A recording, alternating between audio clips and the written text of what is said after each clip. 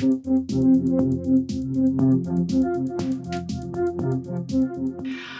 everyone, it's Elizabeth from Elpis Astrology at elpisastrology.com. Thank you so much for joining me today. And I'm welcoming all my new subscribers and viewers as well. So this video is going to be my take on the astrology for July 2024. And you know, we start off July right around the 3rd of July with Mercury in Leo opposite Pluto, which is in Aquarius. Now, when we look at it just on the surface, to have an opposition here with Mercury and Pluto really suggests that there's some powerful news that's going to be coming out our way. Maybe even some transformational type of information will be coming our way too. And if we look at maybe some individuals here, many times most astrologers will look at the sign of Leo as kind of representing kings, queens, monarchs, that kind of thing. And so I'm thinking that maybe around this 3rd of July, we could hear from maybe King Charles III. That may be some kind of announcement, very powerful transformational announcement that maybe he wants to give to his people. Alternatively, certainly, you know, the monarchy tends to a lot of times do these discussions behind the scenes, and rightfully so, before they make some announcements.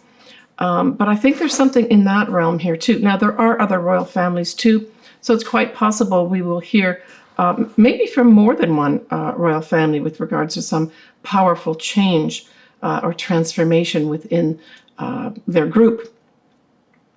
We've got our first new moon that's in Cancer, so happy new year to all my Cancer folks. And a special happy birthday to my brother John. So this new moon in Cancer is at 14 Cancer, 23 minutes. It is on the 5th of July, 2024. And let me just get the time here. The time is going to be 3:58 p.m. And of course, that's my time, Pacific Daylight Time. It's an interesting new moon. Generally speaking, I like this new moon. I have a Cancer ascendant, and this conjuncts my ascendant, so maybe this is going to be some new start for me too. And certainly if you do have something around that 14-15 degree of Cancer in your own personal chart, this could be a whole new beginning in a whole new year for you. Right, so we've got Venus in Cancer as well, and Venus will be sextiling Uranus. So this is some surprising, potentially at an individual level, surprising, unexpected love coming into your life. Now, a sextile is a relatively, in many ways, benign sort of aspect. It's giving you opportunities. Do you want to take this opportunity or not?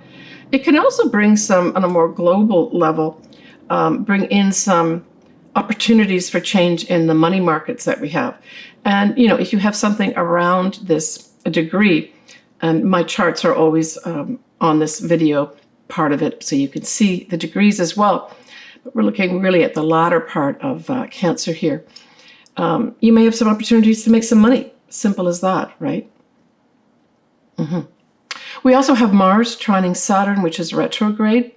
And, you know, trines are beautiful. It's just flowing, beautiful energy coming your way to do what? I would say to Mars represents energy, action, that type of thing. And Saturn can represent literally things, it's time. So it could literally be a trigger that happens that it's fortunate movement forward here to put new structures in place for yourself, right? It also can represent working easily with people who know the rules and regulations. So if you're in something like that, where you need to, maybe you're building your own home or putting your own business together and you want to have all the rules and regulations set up for yourself, this really provides that energy in a positive way to work with what rules and regulations are out there. It can also be literally, some people may be building, say, a home or something like that, or building new structures around themselves. But it is fortunate with regards to taking some kind of action regarding rules and regulations, and even working with, say, someone who's perhaps a supervisor, working well with the supervisor, working well with somebody who's maybe a little more advanced than you in terms of their knowledge base. We have that Venus is sextiling Mars. And so this sets up at an individual level just some lovely opportunities to interact. Now, this could be interacting at a level of friendships, or, both Venus and Mars together are the celestial lovers, opportunities to maybe meet potential new lovers in your life on an individual level. It's males and females I'm looking at as opportunities to work together too. We're going to have, and this is an ongoing transit, by the way, the Neptune sextiling Pluto. This isn't the only time. It carries on and off for a little while. But this is like working forces working together, at a high level. And it could be even different religious factions, right? Neptune many times can represent religion, so can Jupiter. And Pluto is powerful type energy, right? Transformational energy. Could it be that many leaders in all religions come together to help transform our society in a positive way? Maybe we're yet to see that, right? Now, this Mercury is now going to be at 5 degrees of Leo. And going back to the monarchy or, the royal family, especially in the UK, this actually conjuncts King Charles's ascendant, the Mercury part of it. So this kind of goes back to what I mentioned at the beginning where, hey, we could have Charles making some kind of announcement here of some sort. But again, it could also be other things as well. But because this conjuncts his ascendant, it's pretty important. The other thing that it does, though, is that Mercury, it also squares Charles's north node, as well as his moon in the 10th house. So this could be that he has some challenges with regards to his career for some reason, right? This moon and sun also aspect Prince William's north node. It conjuncts it. And that's in his 7th house. So this is where he would be doing things with the people. Maybe he's going to be given some new responsibilities here where his destiny changes for some reason or another. We're also going to have Jupiter at this time conjunct his natal Mercury. And so this also says he himself may be making some announcements of some sort with regards to the royal family. So Cancer as an influence and an energy really refers to anything to do with motherhood, mothers, childbearing of any sort, children itself. It can also refer to at a higher level or a more worldly level, is our homeland as well. So some of these areas of life may take on some kind of new beginning at this time too.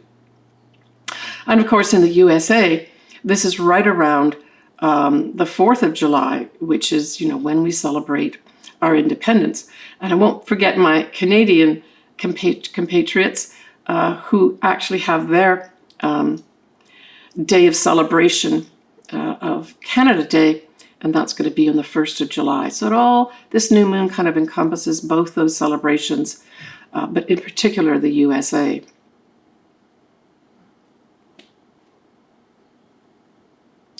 On the 8th of July, we have that Mars now conjuncting Uranus. So this may be an upsetting day of some sort where there's unexpected movement, energy that comes out of the blue to take some kind of aggressive, I would say this is aggressive action of some sort on the 8th of July. We're talking about the sign of Taurus, of course. So this could play out too in a more worldly way in terms of like earthquakes and volcanoes, because Earth is very much represented here by Taurus, right? And with this conjunction of these two very powerful energies, it can represent something like that, an Earth-type event. On the 10th of July, we're going to have Venus sextiling Uranus. And certainly if you have anything around the degree point, and we also have Venus a couple days later trining Neptune. So this also could bring in on a personal level some opportunity to form a love relationship of some sort. It can also, though, bring in something with regards to monies, right, at a more global level. Opportunities to unexpectedly change those up. Maybe that cryptocurrency is really going to have a turnaround here and get some traction, right? Now, the Venus trining Neptune is, so both of these are working together in terms of favorable energies with regards to really high levels of love, too. And this could also play out, as I mentioned earlier, with regards to religious, various religious groups working together. It can represent females as well, too. And that female sextiling, that female planet Venus sextiling Uranus, followed by Venus trining Neptune, can just bring in some really powerful, inspirational energies from women. On the 13th of July, that Venus is going to be opposing Pluto. And so this I see as women confronting those in power. And we know there's a lot of things going on out there in politic land. And this could be some big march that happens where women get up and start saying, we're not putting up with this. You can't tell me what to do. You're supposed to be representing me, not your maybe religious fever. On the 19th of July, we have, this is an annular event. It just occurs in different degrees and obviously different signs, but we have the Sun sextiling Uranus. So these are opportunities here, unexpected opportunities really to, I think, bring things to light. That Sun is one of the most important things in a chart, and it represents its essence, right? And so I really feel that this is some kind of opportunity here, unexpected again, to shine some light on things related to, this would be related to anything to do with Cancer as well, right? Because the Sun is still in Cancer at this point. So, so these again go back to those Cancer-related motherhood, mothers, children, childbearing, that type of thing, right? Our homeland. Yeah, it's kind of like there's this request for change in these areas, right? So we're going to have the full moon in July in Capricorn.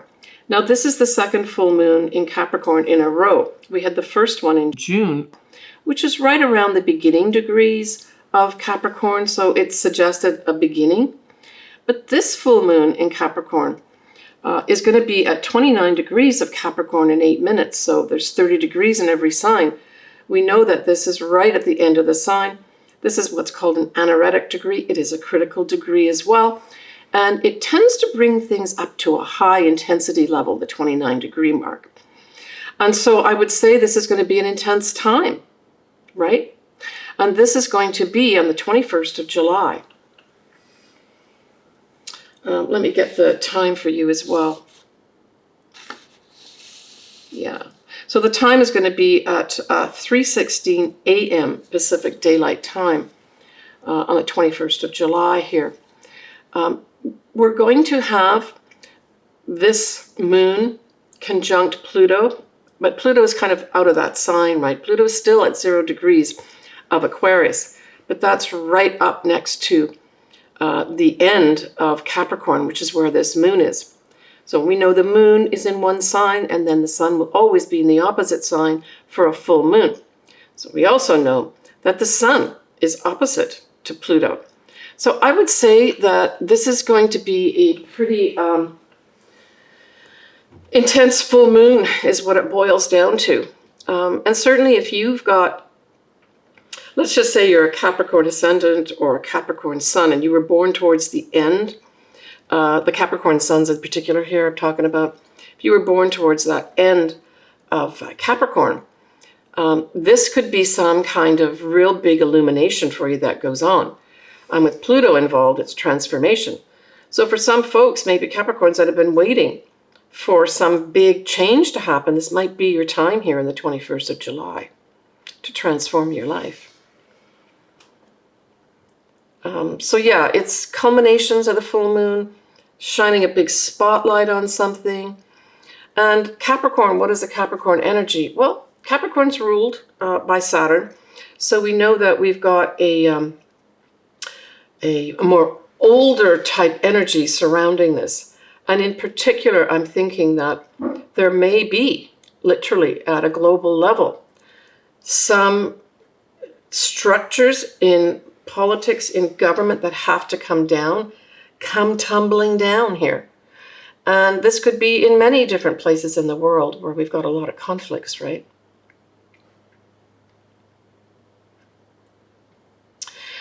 We do have that moon. It will be sextiling Neptune. That's a beautiful setup here.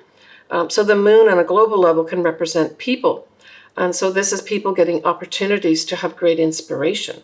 So maybe whatever tumbles down will provide some great inspiration for the people.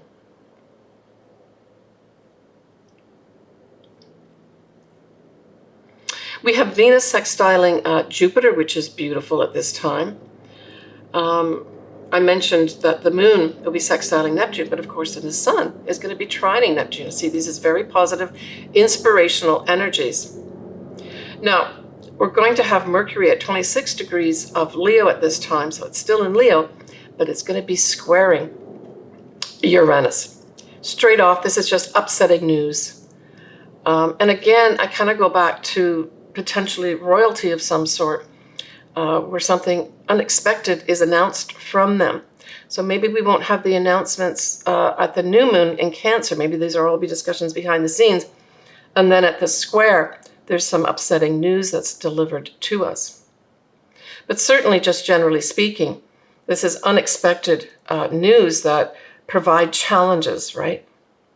And we're looking here at the 26 degree mark of Leo and the 26 degree mark of Taurus, of course. Yeah, and that Venus sextiling Jupiter is perfect. These are the two benefics, right? So this is providing opportunities for some folks to maybe make some money. Other folks, maybe you will have an opportunity, a lucky opportunity to meet the love of your life. We're going to have Mars, that's going to be in Gemini, trining Pluto in Aquarius. Now this is a nice energy too. Gemini is all about communications, right? Short journeys, that type of thing, writing. So I see this Mars in Gemini ushering in some important information that helps transform some aspect of the collective here.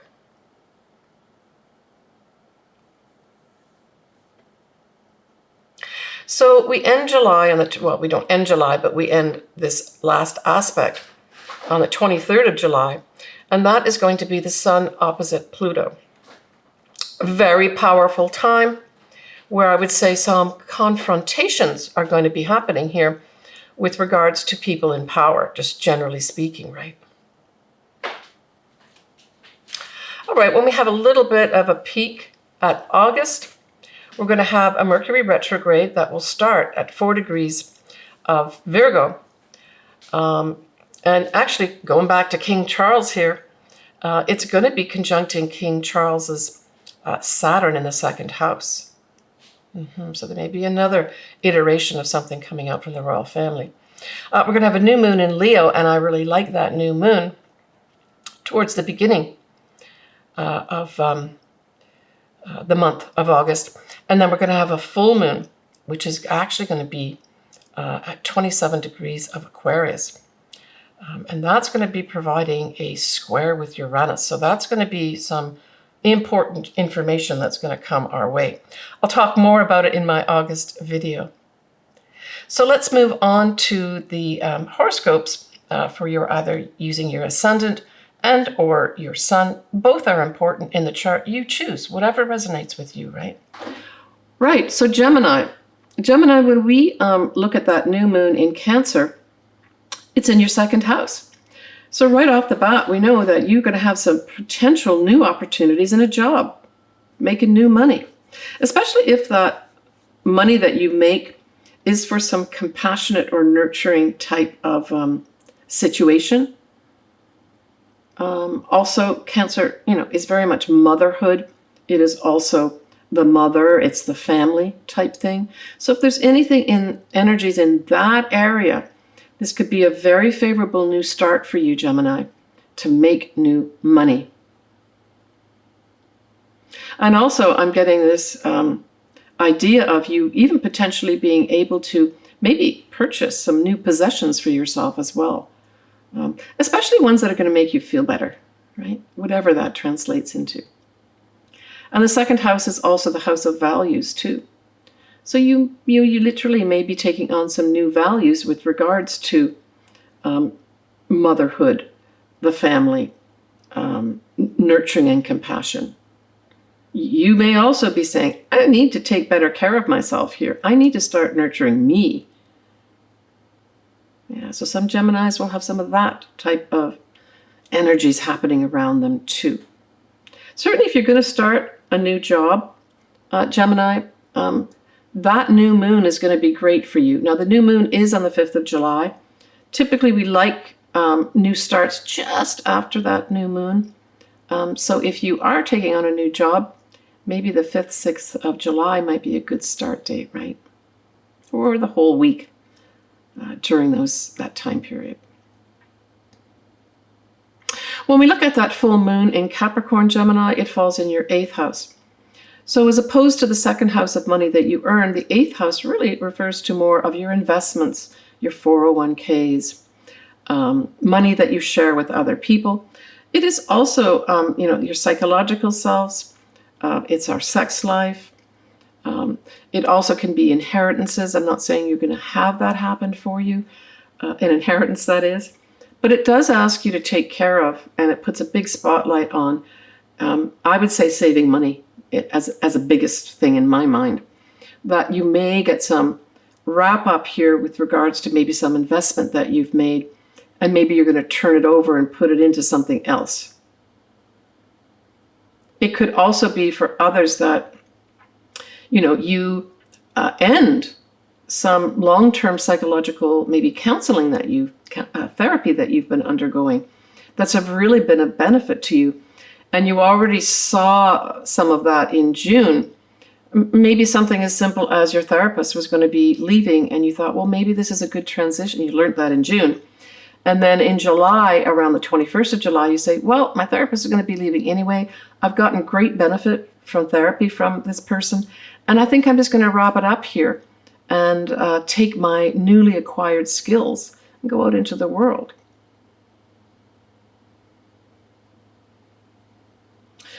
For still others, you could have something like a wrap-up of an inheritance. Capricorn does rule old things and structures, so it could be old money. And old money could represent an inheritance. Maybe you wrap up having an inheritance given to you. Maybe you've had to go through various channels to get the inheritance, given to you.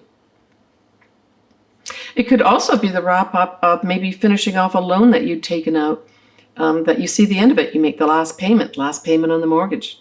That could also be up here at this full moon. It's a pretty big full moon, big culminations of some sort with regards to anything 8th house, right?